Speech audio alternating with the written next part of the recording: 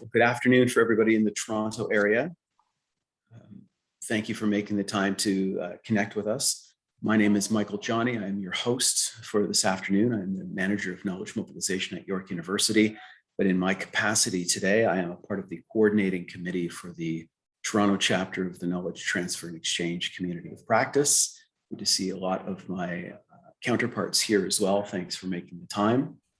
Before I get into some housekeeping items, I will read a land acknowledgement. And I'm based in Burlington, Ontario. That is the northwest part of Lake Ontario, and it's not Toronto.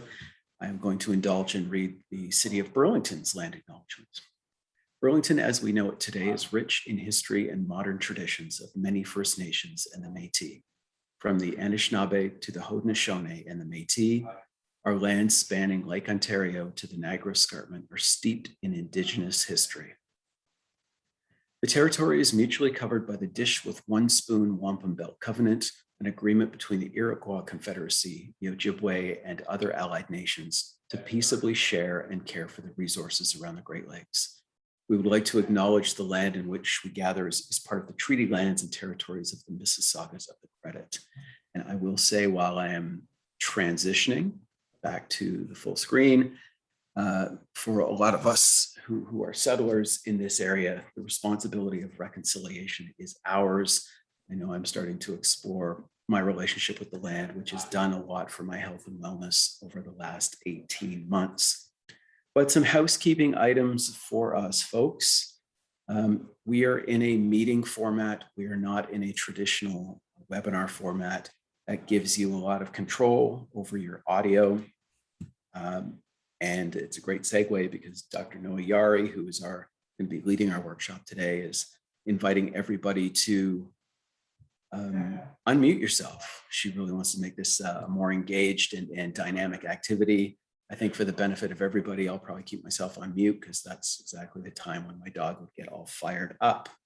Thank you all for making the time to join us. This is being recorded. It will be available on the KTE COP website very soon. You are welcome to ask questions throughout. Please feel free to do that. I need to do a hard stop at 6 o'clock. I've got another meeting, believe it or not, which is quite rare for me.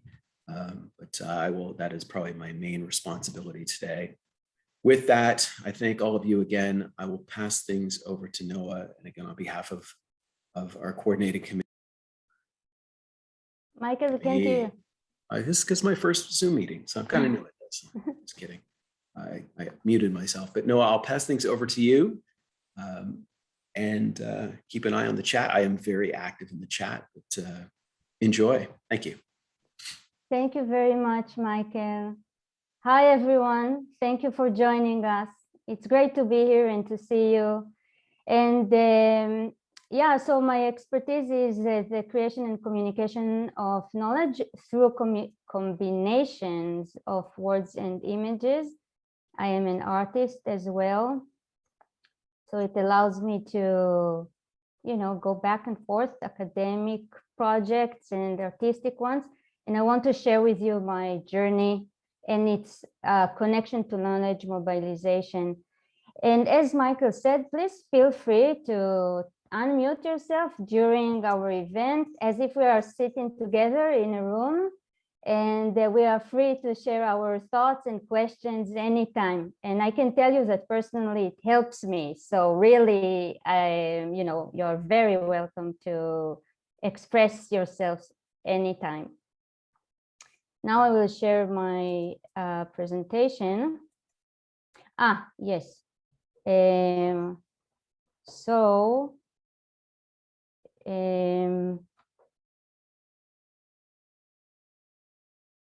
Yeah, you see well? Yes, thank you.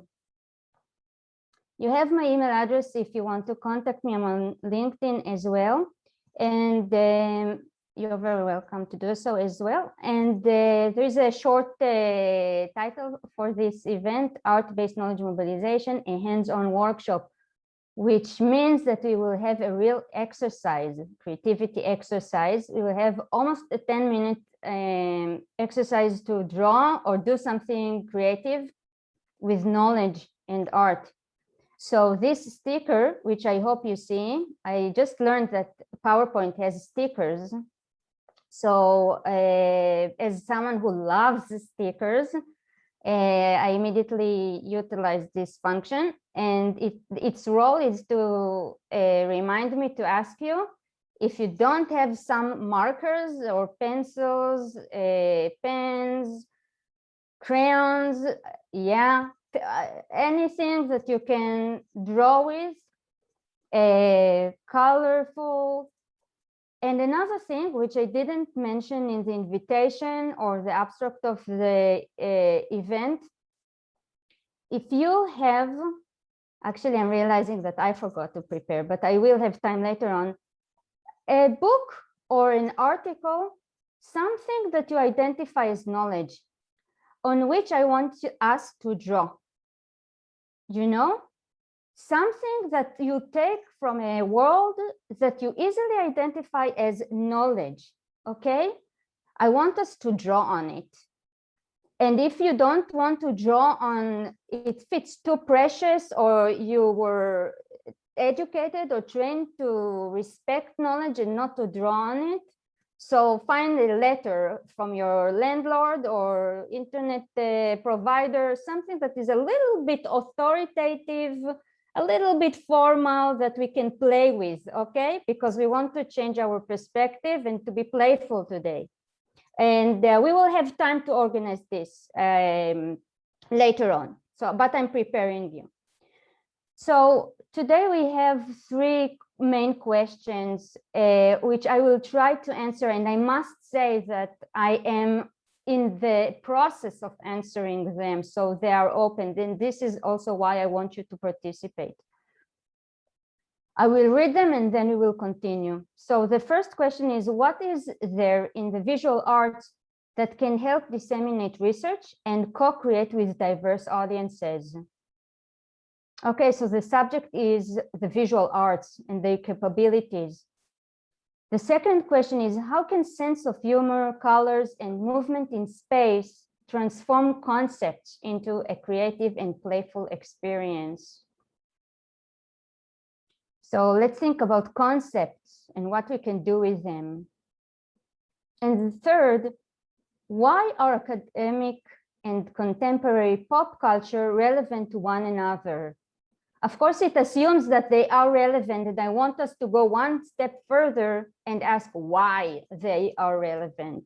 And I'm already telling you that this is the most recent and more challenging question to me. So I kept it to the end, and I hope we all have insights into it. Okay, I'm going back in time and I'm showing you where I come from in terms of my art, but my art, as you will see, always includes research. And my research includes art. And the move, as I said before, between the two spheres allows me to really to be playful. I think it's the most important thing, and to think afresh of both spheres. And to also to realize that there is so much more to do, practically and theoretically. So this is a project, an installation from 2005 in Herzliya Museum for Contemporary Art in Israel. The exhibition was titled Autobiography in Contemporary Israeli Art. And what I want us to think about two things. We're asking what visual arts, what is there? I'm sorry, I can't see. There is a banner that hides the top of my slides from my point of view. I don't know how I can get rid of it. I don't know. Is it the Zoom banner? Yeah.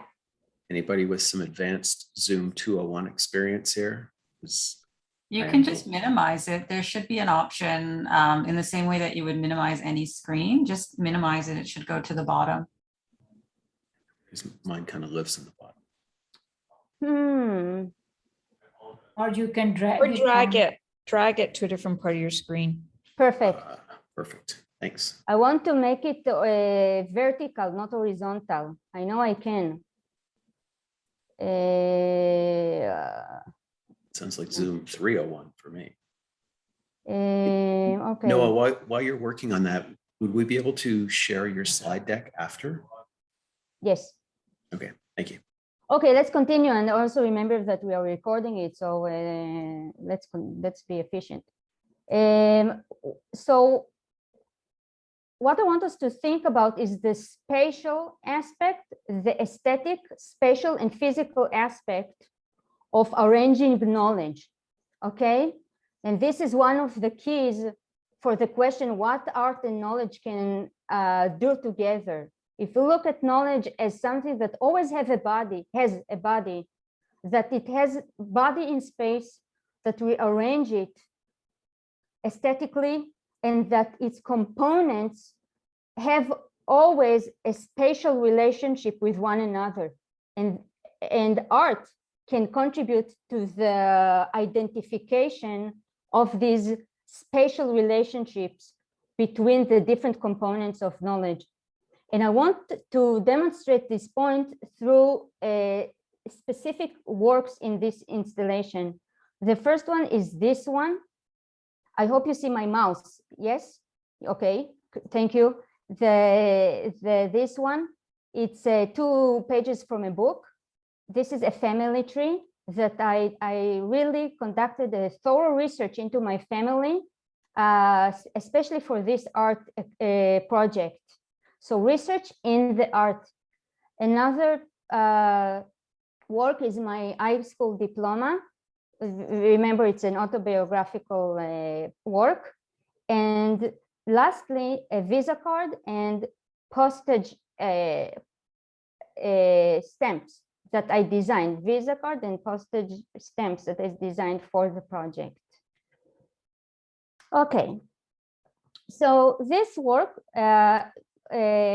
consists of 2 pages that I took out of a book manually. So I said, do you have some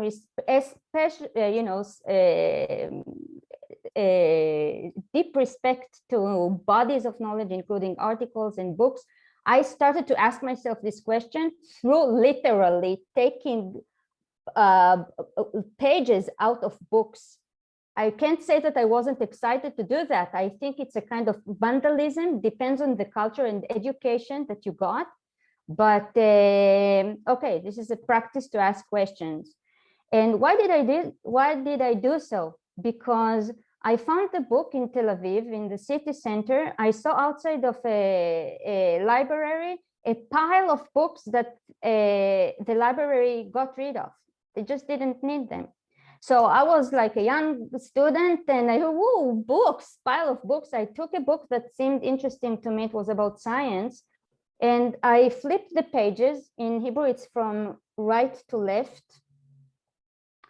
And I stopped my practice, this kind of random fun practice to flip pages, when I saw this picture on page 63. And I told this guy, hey, you are familiar to me. Why? And I flipped back and I saw that I already saw him in page 59, but the names are different. So the publisher used the same print, or whatever it is called, same model for 2 different scientists. So, hey, there are many questions we can ask about knowledge. When we bring images into a book, when we combine different kinds of information, we always take a risk of making mistakes or forgetting coherency of one kind, you know, focusing on being coherent, but not focusing on being coherent visually, or being too much coherent in this case, or too much consistent. And ironically, the story is about a scientific experiment that this scientist tried to differentiate between two different chemical elements, and he had some methodological problems, and this scientist came to help him, and they got the solution together. So it's funny, they're trying to distinguish between different elements, but they look exactly the same. So the problem transmitted into the scientists themselves. I also wanted to show you, because I said Hebrew goes from right to left, that in this installation, what is written here is aval in Hebrew is past, and atid in Hebrew is future.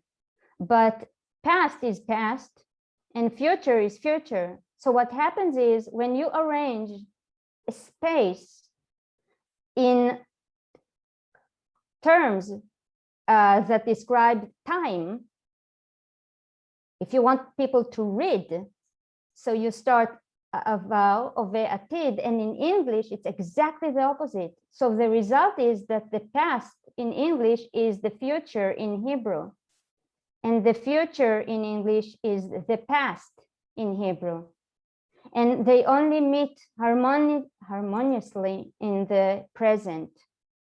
So it's an exercise in understanding that arranging things in space, as I said before, and we will repeat this point, arranging them in space already determines how knowledge is designed and how we are used to see knowledge in space, two-dimensional and three-dimensional space. And if you use different languages, you might have different perspectives on knowledge from the aesthetic point of view. This is the family tree that I created especially for this project. I called people from the family and emailed them and found the program software to design it. You don't see the details, it's not important. What's important is the appearance of knowledge, that we are used to acknowledge, to recognize knowledge immediately because of its design. When you see this, you probably know it's an organization of a complex phenomenon in space. There are different elements here. They have connections between them, some kind of hierarchy or some kind of top-down in time, like in genealogy. There is research involved here. And for the viewers in the installation, I know that immediately I'm asking them, friends, change the mode in which you look at my art. Part of it is utterly research. So it's like, go change the gear, you know, if you drive, change the gear. You need to address it or approach it differently, and to change your mode of reading, mode of understanding, mode of appreciation, and ask questions, what does it do in art project, although it's autobiographical? But we can bring research into art and vice versa, and play with the transition of creation and consumption. And this is a family portrait. This is my family in the early 80s, and this is me. And this is another arrangement of information that we are used to. I'm speaking about conventions. You know, there are concepts that we talk about, theories, but they always have a way of representing in our communication. They always have a form of graphics or tone that we speak, always the physical aspect when we need to communicate with other people or to develop our communication or research methods. And we usually, I think, in our educational system, we don't give too much attention to this aspect of knowledge, to the aesthetics, spatial, physical, the body, the literal body of the body of knowledge. So family tree, we saw immediately, we recognize the kind of activities that are involved there. And here, It was a trip in Europe, in Tivoli Gardens in Copenhagen, and there was a booth where you can get in and take costumes, choose something, and take a picture, and then you have a souvenir for your life, for your future from that place. And I was thinking about it when I prepared the slides about gender, for example. How do we know who is female, who is male? Immediately, because we don't think that my sister will wear this uniform, or my brother will wear this dress, or my mother will wear this kind of suit, and vice versa. And I knew that I will add, unfortunately, that it could be very interesting. But the game here is jumping into a different place and time, and associating, the family associates itself through game, but we didn't choose to be proletarian. You know what I mean? Associate yourself with knowledge. Why? You think it's good to wear these clothes. You think it's good to have a palace in your background. It's fun, it's game, but there's also serious stuff here.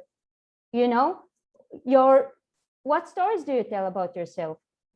And lastly, I thought about also the pictures of students wearing t-shirts and sweatshirts with the name of the university. And I thought it would be funny to have a family jumping with sweatshirts, Yaari or whatever the name is, but we know that it wouldn't be appropriate. We know that families have this kind of, telling other people we are a family. This is information we tell you about ourselves. And there are other conventions to other kinds of information. Okay, so another trend of, I want to talk about the engagement now, because I asked in my first question about engaging diverse audiences.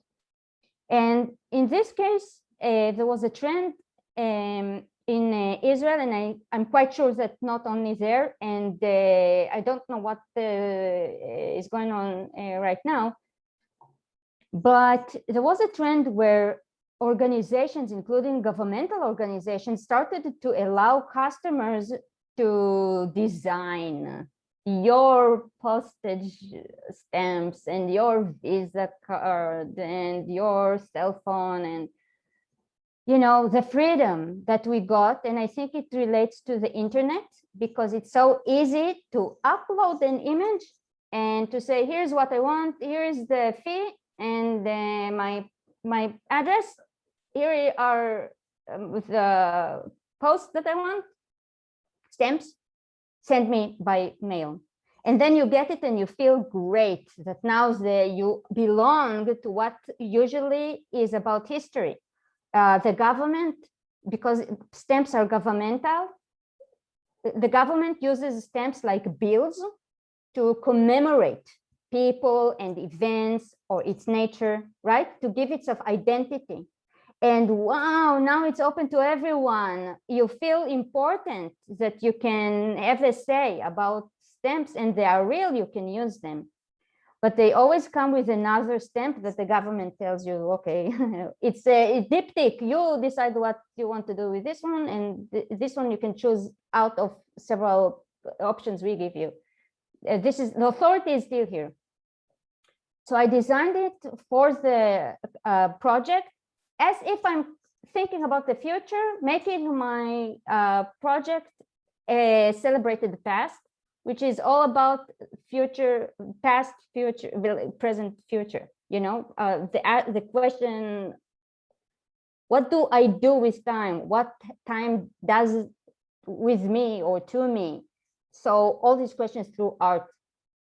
And the visa, it was a collaboration. So I'm talking about engagement, how the government engages its people, let's say, its customer. We give you some freedom. Let's see what you have, what you do, and we make you happy, or we do something with you. We engage you, we activate you, we give you a say. Is it important? I don't know, but this is a real practice.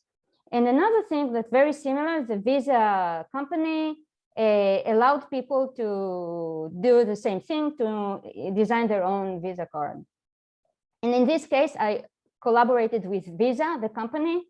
I told them I need it for the exhibition. Can you help me design something nice? And then I didn't have to pay for it, and they were very nice. So it was also nice to have engagement with other family members, printers, Visa card, the government. You know that even if it's about you in your life, you need all the time, you need other people. And you feel your freedom and creativity, but also limitations. There are things you cannot do. You need other people. And finally, before we move forward to the next question, finally, my diploma, my high school diploma, it's in Hebrew. Luckily, because you don't understand what I studied and how much I got for it, it's okay. And what caught my eye was the principal of the high school, his signature. I looked at it for the first time and I thought, I don't believe it, because it looks like a mouse. It looks like a drawing. It's so elaborated. And I can tell you, and please believe me, this thing has no meaning whatsoever, this circle. I'm telling you, it's not a word. It's not a letter, not anything that has anything, any lingual role, only aesthetic. And I thought, and he was a military guy before he became, and so what is that? He was tough and white. And I'm sure it's not only for me, that all the people from the high school, the students have this signature. So I was wondering what crossed his mind when he did this. And I said, he is drawing a mouse here, and there is no tail for the mouse. So he moved, because it would be too much. So he moved it here. This is my analysis of the signatures, that there is a clue of a tail here for the mouse. And then I said, if he signs it so artistically, it means that this is an artwork. He feels that this, like a painter who signs like, okay, this is mine and I'm proud of my work on my diploma. So I said, very well done. So this is an artwork.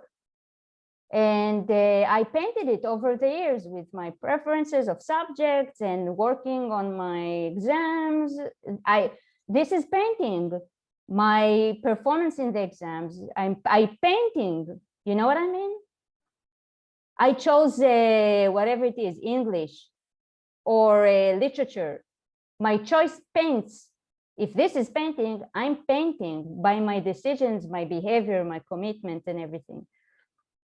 So I included it in the art project.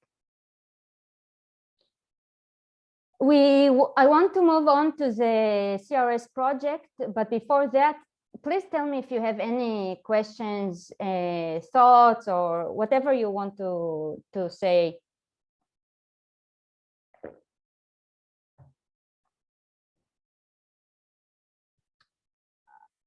I also accept move on. Move on, okay. But I trust that you stop me if you want to say something, okay? All right. So this is a photograph of a gift that I gave. I was a student, or it's a future now, like forward in time. I studied history and philosophy of science and ideas at Tel Aviv University. Before I came here, I came to Canada in 2010 as an international student. So it's a little bit before that. And I gave a friend of mine, another student, a gift for her birthday. And we photographed this. And so the gift itself is not the photograph, but this thing, which I bought in a cheap, big store, gift store with cheap kitsch stuff, which I love, and I will show you.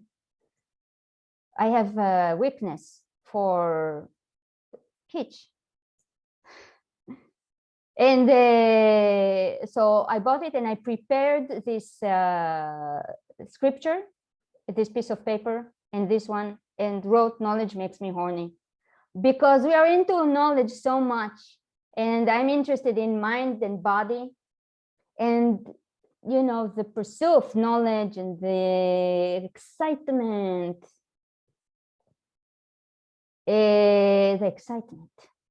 So, and the pride of knowing, you know what I mean? This conquering of knowledge, reading books, knowing, being embarrassed when you don't know something in different contexts. I think we all know what I'm talking about. And also the convention of books. When people take pictures of themselves and there are books in the background. I know in academia it's very prevalent. I'm not criticizing it. People do use books. What can we do? Books are real. We need them. And sometimes you work in the office, so books are appropriate. Still, it doesn't change the tree with family, the portrait with family, how we present ourselves, the knowledge that we create about ourselves and our relationship with knowledge. Here it says viduim. Viduim is confessions in Hebrew. It was not recently, shortly before the work.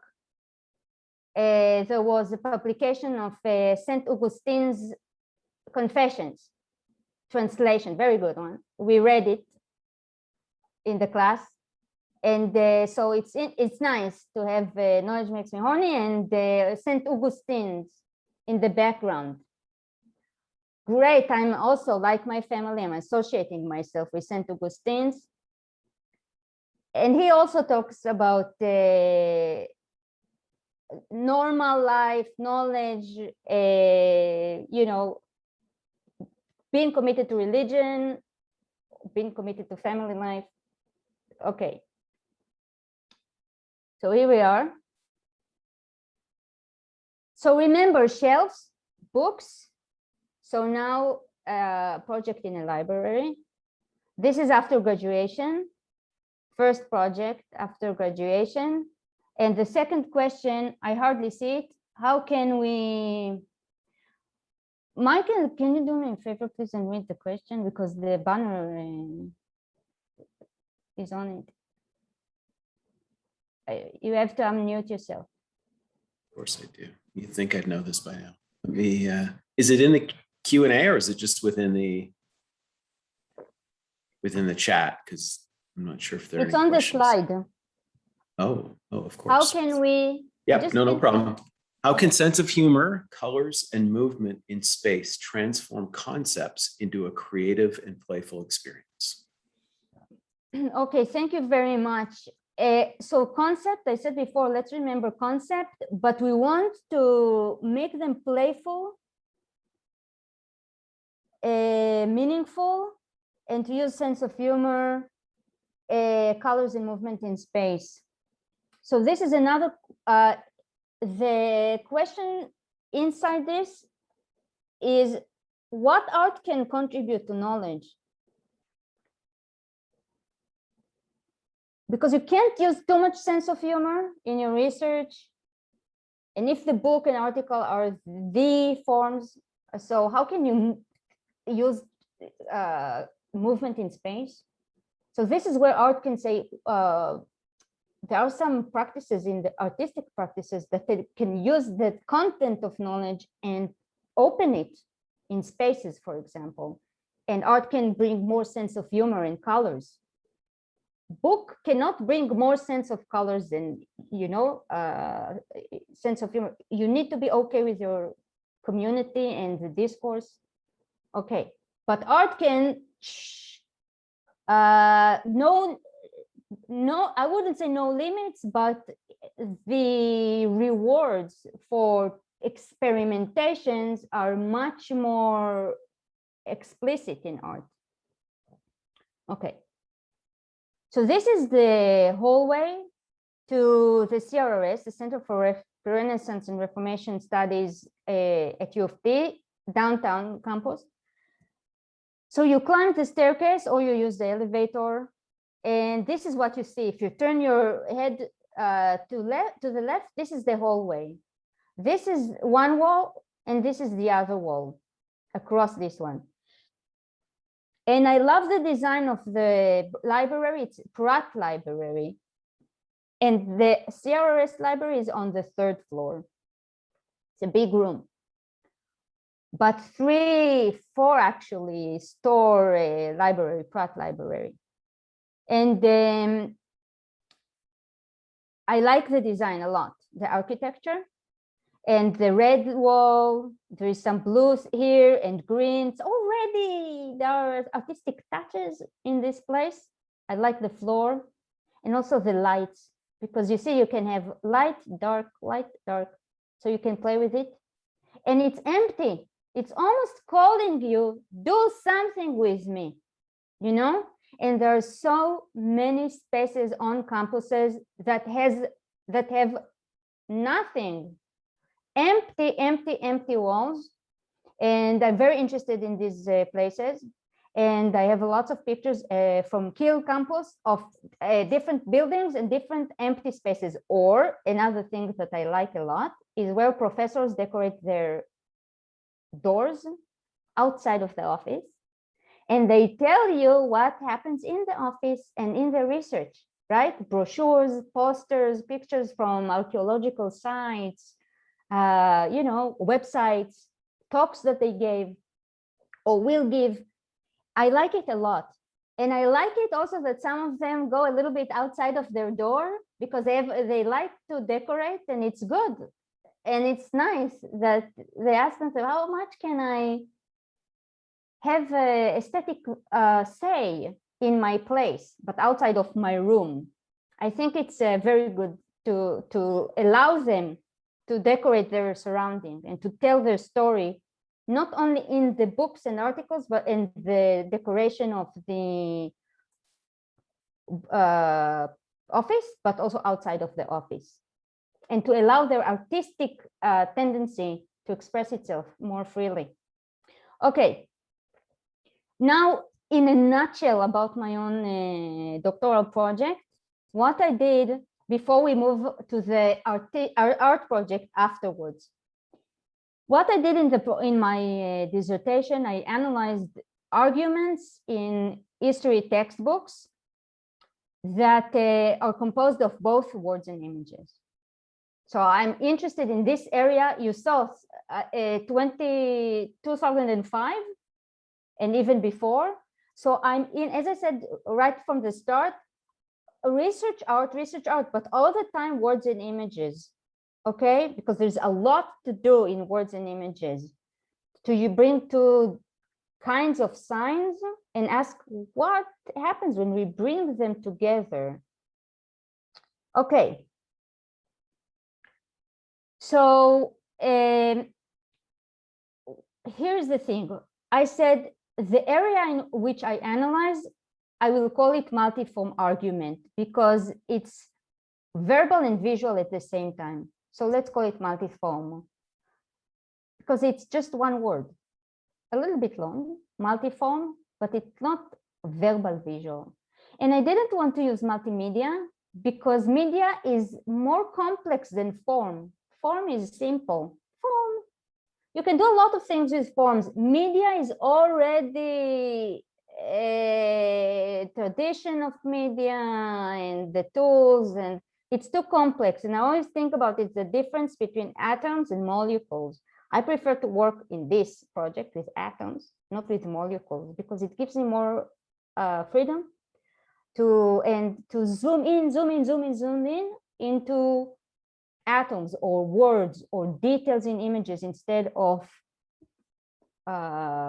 only more complex structures like molecules. Okay, So arguments, the area of analysis is multiform argument. The question where it starts and when it ends is complex. Let's not get into it. And the simplest thing was the first argument, which is a chapter in a very famous book for everyone in the early modern era. Jacob Burckhardt is a historian from the late 19th century. And his book is a civilization of the Renaissance in Italy. And there are some illustrations here. He didn't choose the illustrations, but it's very interesting. But we will not delve into this question. What I want to say is that the first argument was only 1, 2, 3, 4 pages. So it was easy for me to start with a small chapter and to ask, how does the historian portray the past and explain the past using both words and images? So I said I need to start with where the image and the word have the most intimate connection, which is obviously close to the image because I need the image, and the name of the person seen in the image, just like our picture in Zoom and the name on the image really close to us, so that speaking about knowledge, imagine my picture in Zoom with no name. Doesn't say too much. Imagine the name without the picture, also not full. But when you have the word and the image, much better. Or think about passport or anything, driver's license. We need both kinds of signs to enclose meaning that can be tracked, remembered, okay? Think about it as a coin with 2 sides.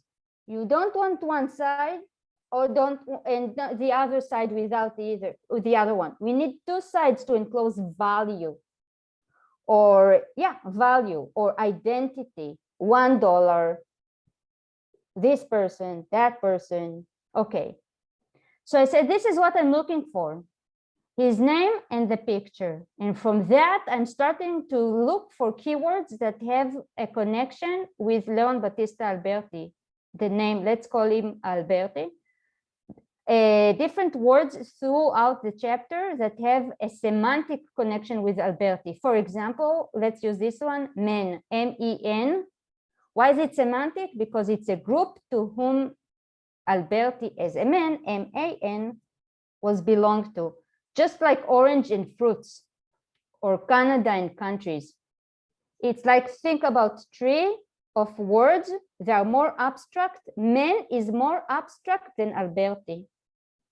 It's like it contains Alberti. This is why it has semantic relationship with it, okay? Like orange in fruit, or tomato in vegetables, Alberti in men. And we need these general and particular levels in order to claim anything about whatever it is. We need to move between general, there were men in Italy, blah, blah, blah. And here is an example, Alberti, okay? This is the move the author does. General, particular about Alberti, around his image, and back to conclusions here at the end. Here is what I said about the general phenomenon, Renaissance men, and so on. Okay, I hope I am clear about it. I hope you understand what I'm saying. I hope I am clear enough. So thank you, and stop me at any moment, please. So I was looking for words that have different kinds of semantic relationship with Alberti and his image, and started to highlight them and to classify them. Okay, it doesn't, the classification itself, it doesn't matter. But here is the thing, this is the most important thing. I wanted to have a name for the relationship between the words that are scattered throughout the argument and the image. So I thought, how to call them. If this is multiform argument, let's call them multiform reference, because the word at least have the potential to tell us, look there. Here is an example of a man in the Renaissance, Alberti. And the word Alberti here and here and here say, look there. This is how Alberti looks like. And Alberti says, do you know what my name is? Look downstairs. Look at the caption. This is my name. So there is a reference, like, this is my visual aspect.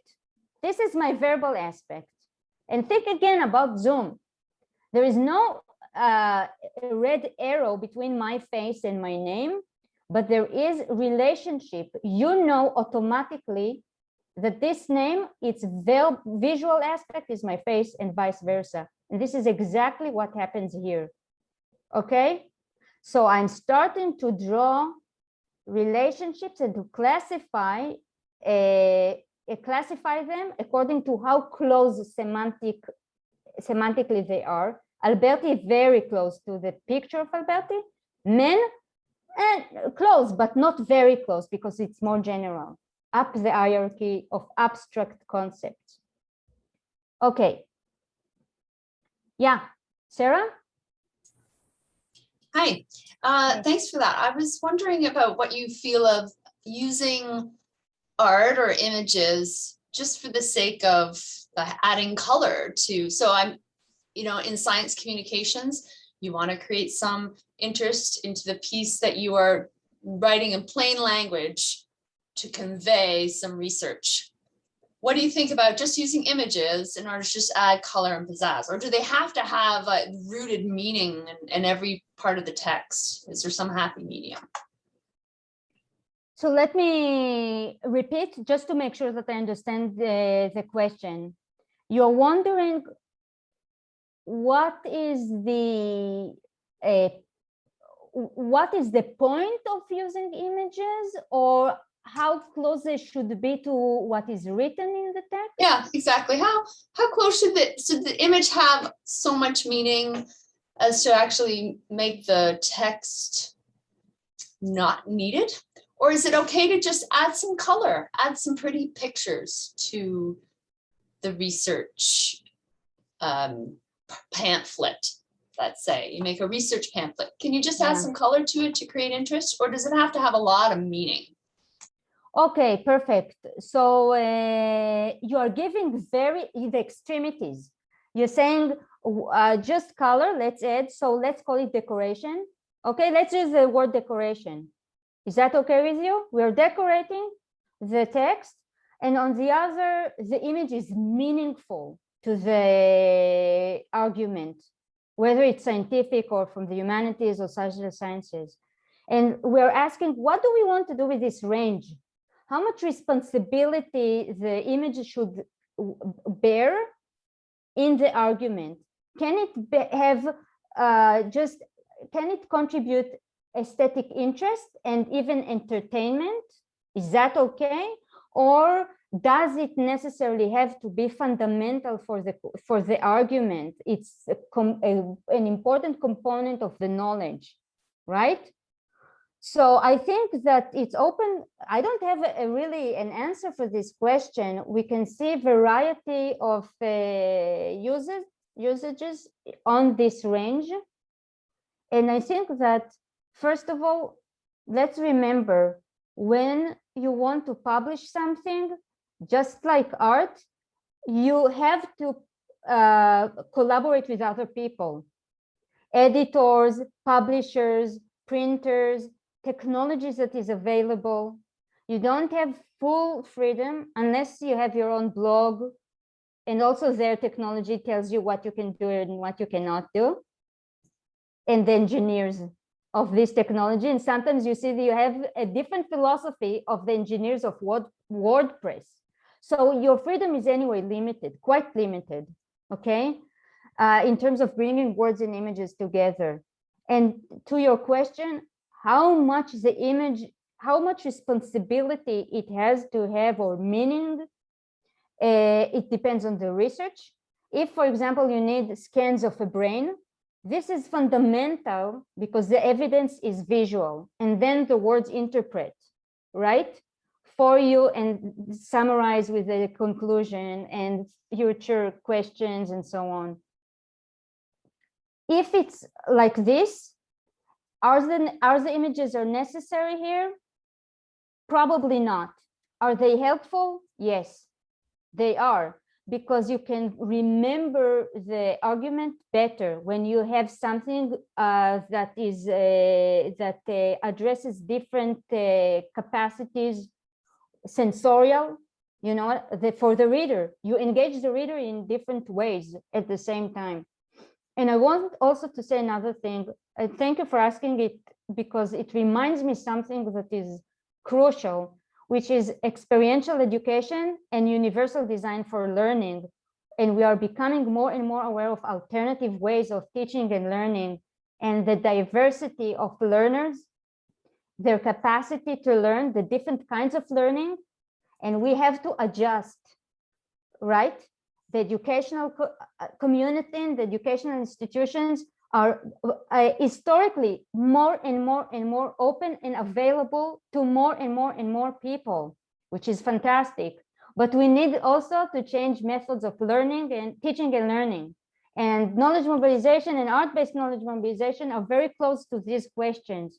So I think that when you want to bring more people to your research, then yes, open the door in different ways, not only numbers, not only words, but also pictures or videos and lectures. Because if you want to have more than a little community that already kind of know what you have to say, or very close, if you want to be relevant to broader audiences, so think about building more doors to make your work accessible to other people. Thank you. Thank you very much for the question. And I'm really happy that universal design for learning experiential education, that I said mentioned them, and I'm happy to hear anyone's opinion about this today. Okay, so we got it. The MFRs, the multiform, Michael. Sorry, no, there was a question in the chat. I don't know if you want to deal with it now. It may align somewhat to Sarah's question. The question was, could you please compare and contrast arts-based and infographics? More specifically, is an infographic a form of arts-based knowledge mobilization? Okay, so, but I need to ask, what is arts-based?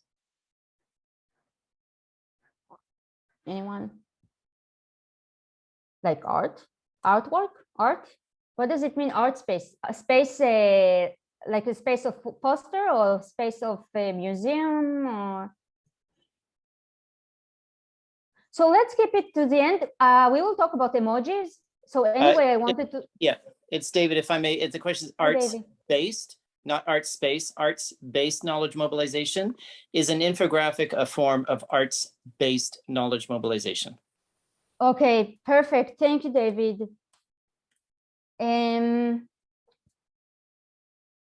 My tendency is to say yes, without thinking too much.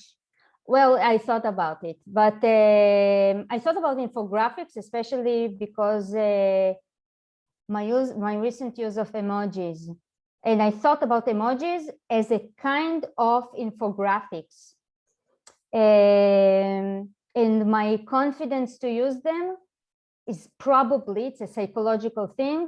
I gain confidence because I see the movement towards and the prevalent use of infographics. So to the question, I think that yes. And when you prepare infographics, definitely you make the aesthetic decisions, colors, composition, the images that you use. You need to be socially sensitive and responsible, to know what's going on right now, but also to have a room and to use room for your own personal taste aesthetics and what is relevant or relates to you, the different images. Yes, I think that in a way it's a artistic practice, the infographics. On the other hand, many people use infographics in a very conventional way. So we can also, I'm not saying that it's wrong. It sounds like it, but I'm not saying it's wrong. Sometimes you don't need too much innovation, too much, celebrating with the possibilities. So if you use it conventionally, maybe there is not too much art there, Again, we have a range and we can move along the range. How much artistic we want to be using infographics and how much we want to use it more quietly, conventionally, and not to bring too much from ourselves into the communication. I hope it's a good answer, meaningful, and I'm happy to return to this subject with the emojis for later on. It's almost 5, so I want to continue. So what's important is that the multiform references, those connections between words and images, always have a verbal pole and the visual pole. Because I want to know the semantic and the spatial relationship between words and images. What are the words that are close to the image? So they have short MFR, multiform reference, and they also have long and multiform reference from the image to the words. And it's almost like a map, how we build knowledge with words and images. Does it make sense to put the image here? And what is the best terminology to use close to the image? Okay, don't forget that when people read the text here, the image is in their eyes. But then when or here, they don't know how the image looks like. And then they see it, and then they remember it. Already here, when you talk about Alberti, you have an image of Alberti. When you talk about Alberti here, he doesn't talk about him here, not coincidentally, but never mind. When you talk about him here, not image yet. So you play at what stage you bring the image of Alberti into the composition. Almost think about orchestra. When do you decide to bring the violin into the music? What is the right place? What is the right time so that you utilize the means that you have the best you can? And lastly, before we move on, for me, the best we can, what does it mean the best we can? 1, to be understood.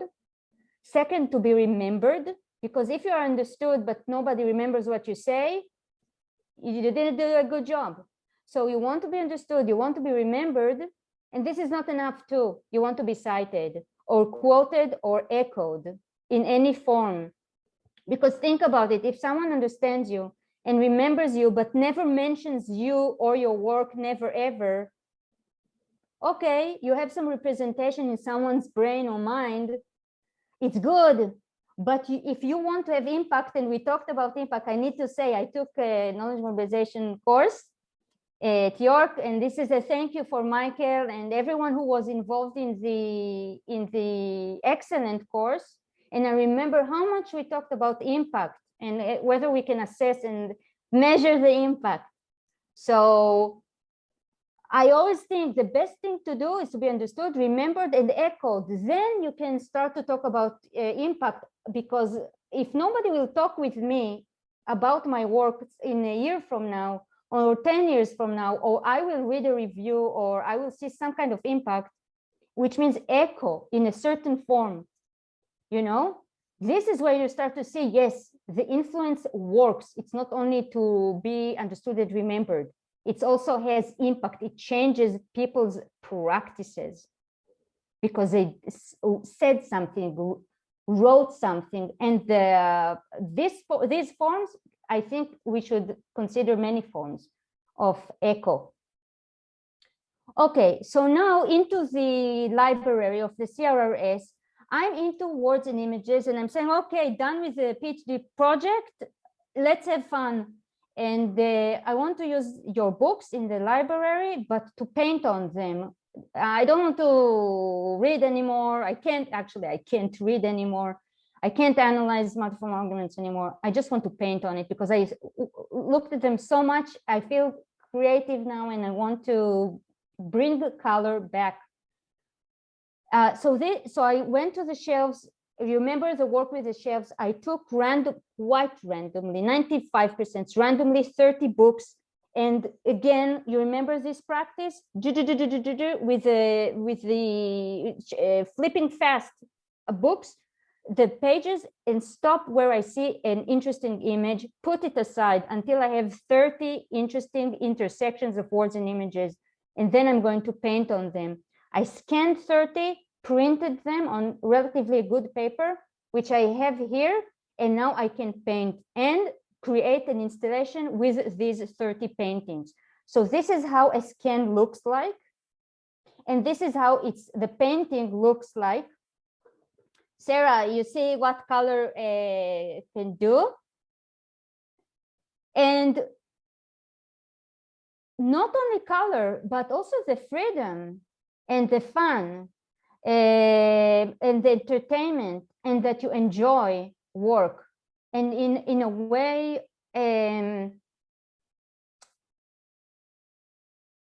you know, searching for what catches me, what do I want to add to it?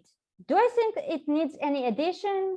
You know, there are many questions that I can ask, or we can ask. And of course, I read carefully the text, and I think I need to do something that is relevant, but on the other end, I am free.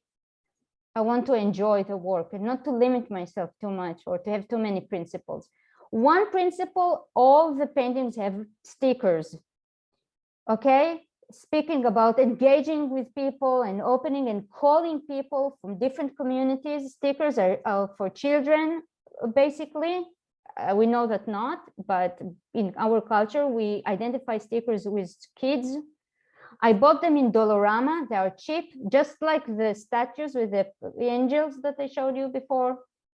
Very accessible, easy. And when I want that when people look at paintings and then go to Dolorama, in Dolorama, I want them to think about my art, you know? So I really try to move from one sphere to another, not to say this is not good enough, this is not relevant, and so on. Okay, so one principle, stickers. The other principle is to cut out the captions of these illustrations. So here is a caption. In the dissertation, I analyzed the connection, and here I'm saying I'm getting rid of the captions, taking them off, and they will return. Okay, but just I want you to see, I take a knife and I cut them out of the painting, and you remember the MFR, multiform reference? Stretch it, go away. No caption with the illustration. And add to my caption credit to the author and their book, and recently also add an emoji into the caption. Are you okay, everyone? Are you there, alive? Yes? Can I ask a question? Sure, please.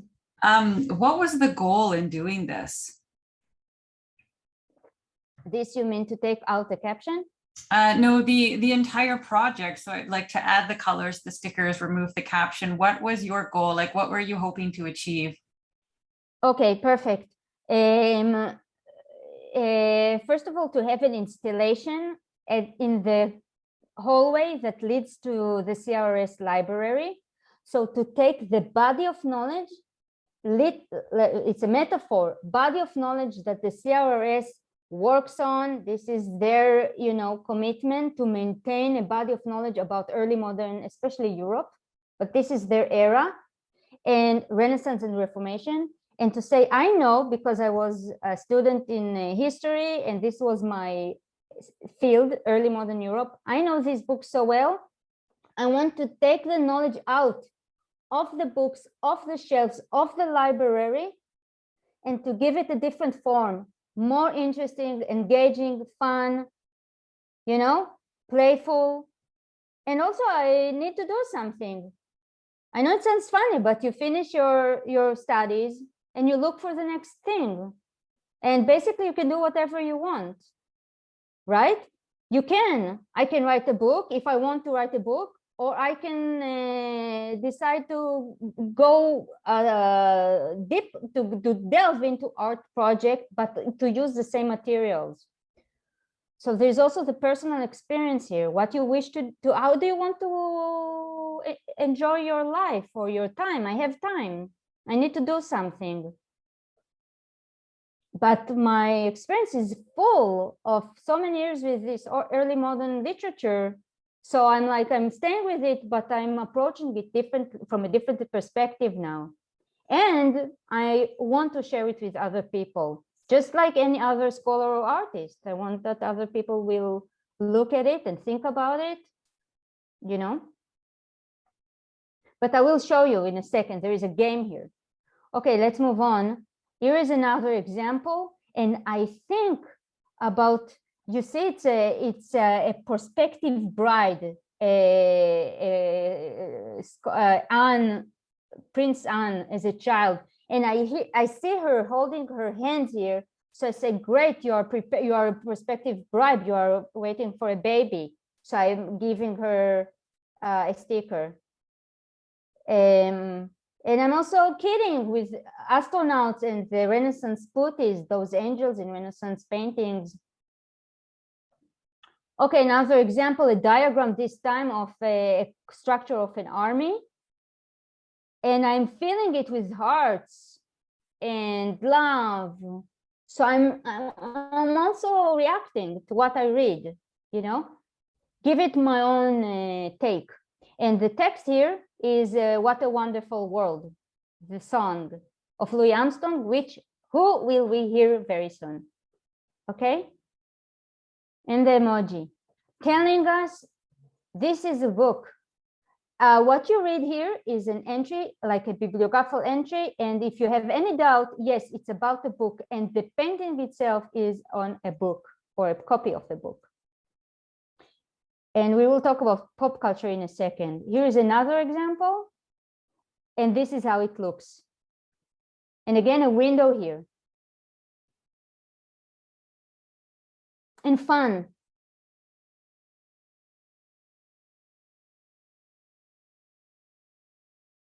There are lots of decisions throughout the process. How to design the colors, which stickers, what am I saying?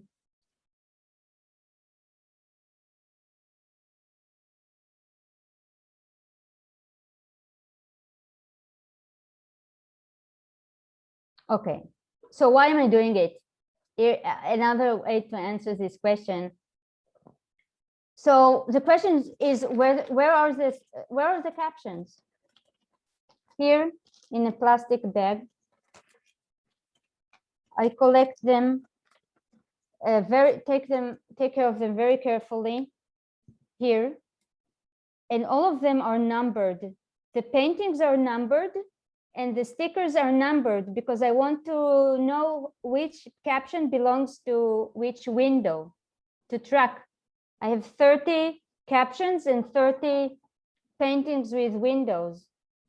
And what I want to do here is one example of a caption without a number. What I want to do is to mount the captions on the wall, these, not in their place, not in their natural place, but do you remember the MFRs, those verbal pole, visual pole? I'm stretching it in space. It was on a book on two-dimensional format. Now it's in three-dimensional space, and I'm bringing more space between the words and the images. The image is this, and the caption describes this thing. And what I want people to do when they go to the library or when they go out of the library, I want them to ask themselves, what is this caption? Where does it belong? Or what is this window? What should I put here in order to reunite between the verbal pole and the visual pole? And recently I thought maybe to have a basket with many captions and to print them on something carton or plastic, and to allow people to take it from a basket and to try. Now they can also try with the form of the caption to see if it matches, like a puzzle, jigsaw puzzle, to see if it works and to see if it makes sense. If it's a prospective bride, we will not put it here. And what I'm trying to do here is, first of all, to engage them in the body of knowledge. Remember, all this material is from books on shelves. And if you're not into a research of this, you will never take the book. You will never take it off the shelf. And if you're not into early modern studies, you will never hear about all the thousands of books here and all the knowledge. But if they change form and if they create space for you within their components and ask you or invite you to bring them back to one another, the words and the images, then you have something to do or to examine yourself or be aware of how knowledge is constructed. Okay? Yeah? Okay, and the third and last question is, I have it here. Why are academic projects and contemporary pop culture relevant to one another? And the assumption is that they are.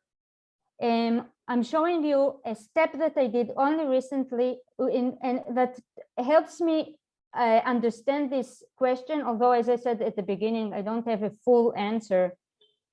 So this is the full painting. Here I scanned part of it. Sometimes you can define the area which you scan only as part of the whole piece. So you have a very good image, eye resolution of just a little bit, which allows you to see things that you don't see with your naked eye, just like microscope. And what it allowed me to do is to think about the different colors, the use of transparent and opaque, and also to think about the text in the book and the text here as a continuity, and to think about using the caption as part of the painting and vice versa. Again, there is an attempt here to explore a gap between things, a gap that we usually think as nothing between caption and painting. Okay? Empty spaces, and I'm asking, can we see them as continuity graphically? I'm trying to find ways so that to find new forms of knowledge, again, in terms of design and the spatial relationship and the image in the caption, which is unusual. And then I said, I can have an image that is already, or that already contains the caption. That is enough. This is image, and I'm sending it as an image, and you can't take the caption from it. The image now is with the caption. And then when I started to invite people for this workshop, I embedded the image in the email, not as an attachment, but some kind of print screen. And then why? Because I want to catch, speaking about bringing color into research, bringing color into emails. I see different experiments. People use experiments with their signature, land acknowledgement, logos. This is pop culture. We use different things, or infographics. We use different signs to catch people's attention or to show something personal or other things that we can do beyond just the message in the email. We also see in Outlook that you can have your own picture, right? You know what I'm saying. All right. Lastly, before we have our exercise, this is just recent. It's not ready yet. But again, I'm trying to find ways that in the pictures themselves, in the painting themselves, there is atmosphere of coming together. You know, different animals or creatures, and to ask questions about spaces or differentiation or distinction between areas, and to say, no, let's try to see what's in between. Okay, before we have our almost 10-minute exercise, anyone? Question, thought, comment?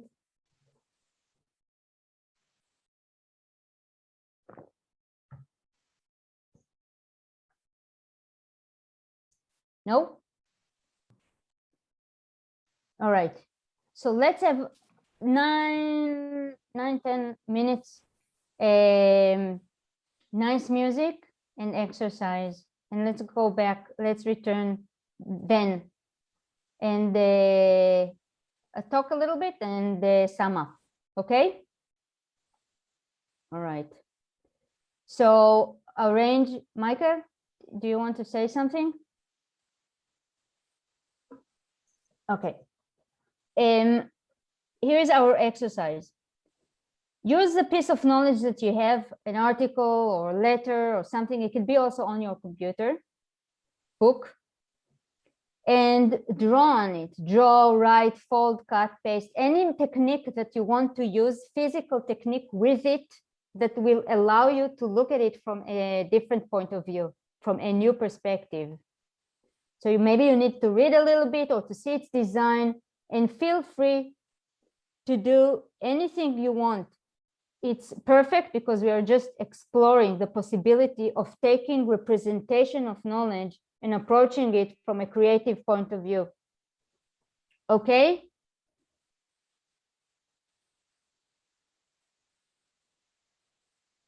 Yes? I get it. I hear yes. Let me know if you have any questions. Michael? Yes. All right. I stop sharing and I move to the music. We can't hear you.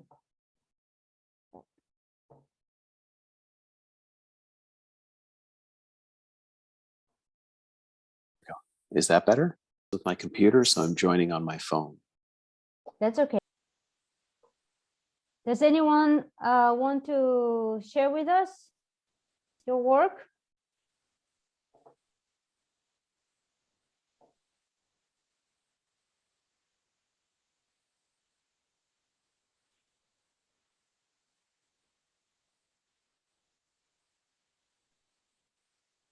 Adeline? No?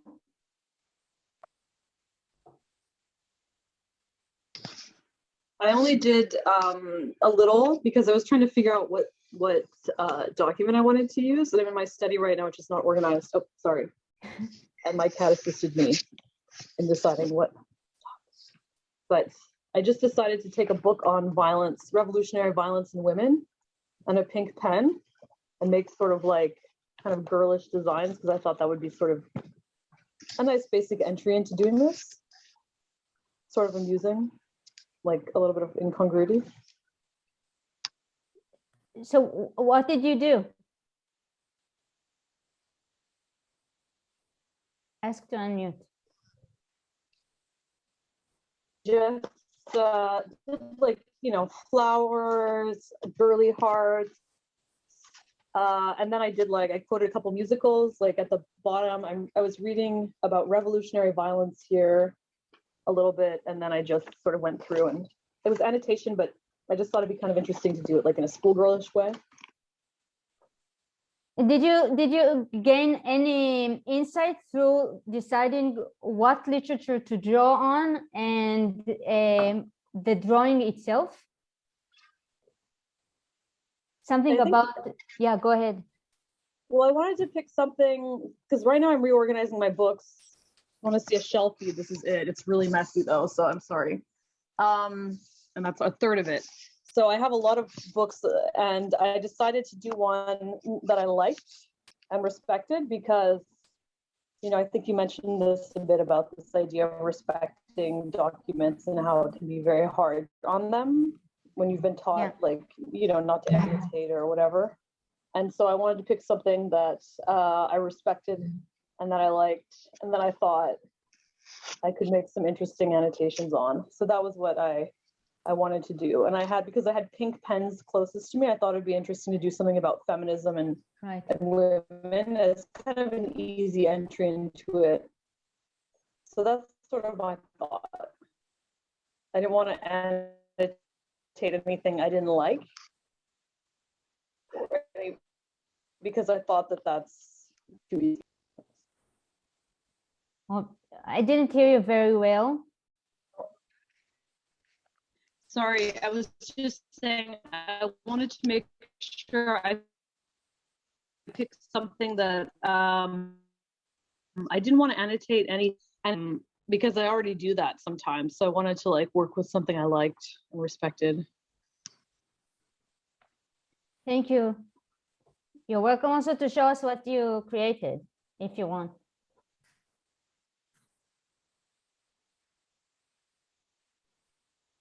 Largely just like, you can't even see, I don't know how well you can see it, but a lot of it is just like I'm quoting like a musical here, like and then I'm making like little flowers and hearts. And anyways, so that was my revolutionary violence contribution. Thank you very much. Sarah, do you want to share with us?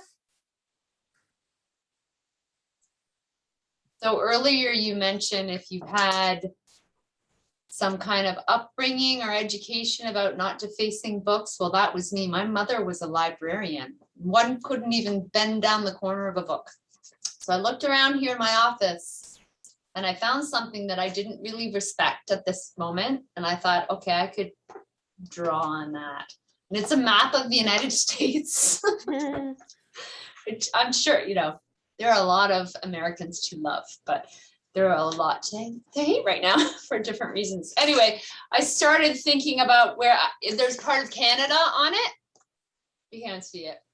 Okay. This part here that is Canada, it's ignored by the map, of course, because Canada barely exists. So I started just drawing in little images of people that are on an advisory committee that I'm working with, and we were trying to involve some American people on it without much success. So I just drew a little depiction of that. And then I have this other magazine about occupational health and safety, and there's an article here about sentencing companies when they've had poor rules that ends up in a fatality at a workplace. And so I'm reading this article and thinking I could draw all over this. And then it made me, the fact that you allowed me to draw on something made me look at the article with a red marker in hand a little bit more critically. And so I started noticing the language they're using and circling some of the words. Instead of saying the word killed, that the company killed somebody, they wrote fatally injured. So I thought, that's not right. Just, you know, call a spade a spade. And so that gave me that license. So I haven't gone very far with it, but I can imagine making little images and doing something creative with that to open my mind to what they're trying to say. So it's the opposite of what I do for a living, which is trying to help people interpret research. This is me interpreting what someone is saying. So anyway, I appreciated that opening in my mind through this process. And do you think that adding little drawings or your visual comments on the content that is written there can be communicated to other people and meaningful in a way, bring them into this research and your opinion or understanding of it? I think that's possible. not me, I'm not much of an artist, but I have colleagues who we could talk about ways of doing that, you know, taking, it could be just a project summary. How do we make it come alive? We don't have a lot of resources, but here's one way to do it. You know, the emojis that you were talking about, just little bits of, you know, highlighting the key messages maybe with, instead of bullets, why not some images in behind, and simple ways to do it cost effectively. So sorry, I'm not the most creative person in that way. Someone else can speak to that. I think that anything we think and share is meaningful, and that we can, you know, think about it further. There's no specific point we need to get to. Anyone else?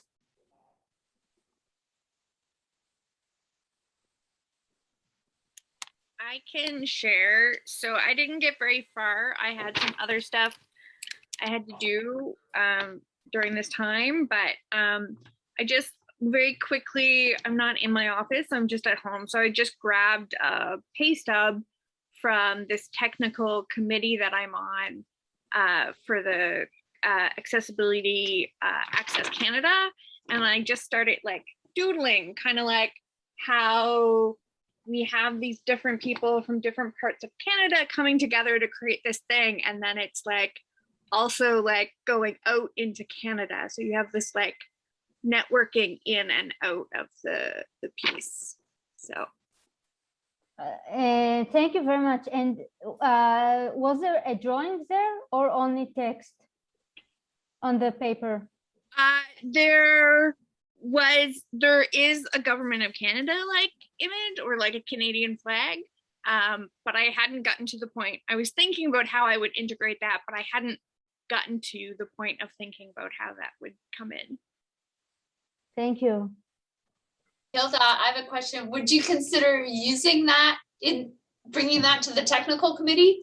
Hey guys, look what I've done. I mean, I would want to make sure that like none of my personal identifying information was visible, because like people stealing identities, but I could definitely like see doing some artwork around that and like this piece, and like maybe bringing that into something the technical committee as a whole does. That could be really interesting with where we are right now, which is creating the content of the piece of work that we're working on. I want to say something, but before that, Michael, do you want to say something or to show your work if you have? No, I wasn't able to get any work Okay. done. My computer is hanging on by a thread, and I'm trying not to. So this is the first time it's ever happened where I've been reading something and it's the whole visuals are gone. So I'm almost trying to breathe softly because I'm worried it's going to put it over the edge. But I am enjoying this. From our perspective, Michael, it's going well. So you can breathe a little more easily. Yay. I wanted to say about something was what Hilda said about the, and Sarah as well, about, I think that the, let's say, challenge or opportunity to approach a text or something we identify as knowledge from an artistic point of view brings immediately questions or assumptions that we have about knowledge, whether we respect it and we have this second thought if it's okay to draw on it, although we know we can print it, it's reproduction, it's not a, you know, a historical piece, a historic piece that we need to keep for next generations, and still we have some hesitation sometimes to draw on it, as if we bring a practice that is low on something that is high. You know what I mean? We do something that is inappropriate. And I think that this gives us a clue about what we assume about knowledge and knowledgeable people, what knowledge means to us. This is first of all. And the second is once we do something, what is the first thing that we do? What jumps out or comes out of these papers that we draw on that is the first thing that tells us, gives us green light? Yes, it's interesting enough and I want to do with it. Like what Hilda said, that the fact that we come from different places in Canada and I can draw this. So for me as a listener, it tells me something about Hilda's sensitivity to the project. You know, the first thing that she says, okay, I can do with it something. Abby, do you want to show us? Yeah, for sure, I can. I just want to preface it that what I drew, I wasn't able to draw on a book or on a text. But the piece that I'm basing it off of is this book by Nadia Hussein. She's a baker. She does cooking, and I really enjoy her series. And I drew this, and I think I could maybe potentially draw this, and it's of her with the blue lines are kind of like, you know, the life story and like different pieces of sadness, because she's been open about her struggle with mental health and some of how she worked through pieces in her marriage because she struggled early on, but still fell in love with the same person and worked on that relationship.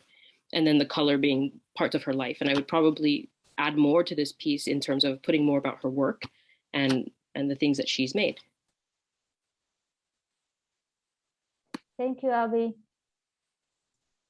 Can we look at it one more time? Sorry. No. Did you just draw it now? Yes, yeah, I did. Here it is again. Cool. It is.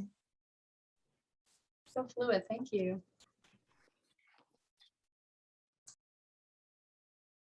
Nice, Abby, thank you.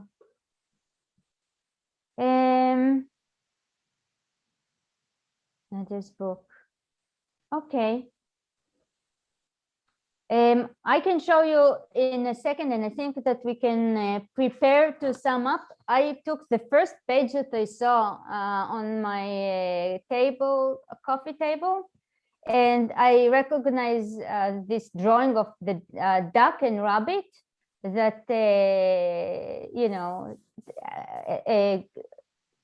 raises our awareness of the possible interpretations that we give to the same image, right? Do you know this, rabbit and duck? Yeah, it's in psychology.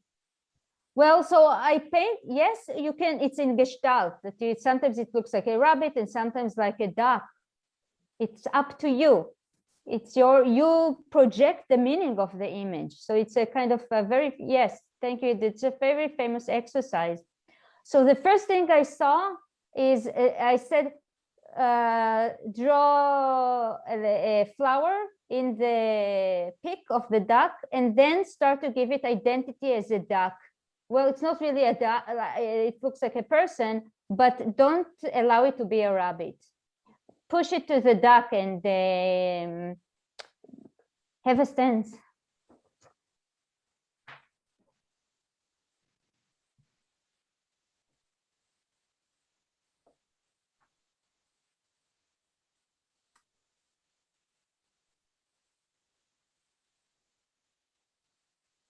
Okay. I think that we can sum up here. I want to thank you all again for attending the workshop. Michael, thank you very much for hosting. Everyone for your questions and comments. Thank you, Michelle. I hope it raises questions that you can take with you to your future projects, and that we will be able to continue the conversation this way or another. And as I said, you're welcome to contact me if you want to continue, and I enjoyed it a lot. Noa, on behalf of all of us, thank you very much for making the time and presenting today. Insight on arts-based knowledge mobilization, whose knowledge, and just that practical component too, really kind of, I think it kind of liberated people's thinking about art and knowledge mobilization. Thank you so much. Thank For you. It was everybody a else, this will pleasure. be posted on the KTE COP website soon. And everyone keep well. Thank you very much.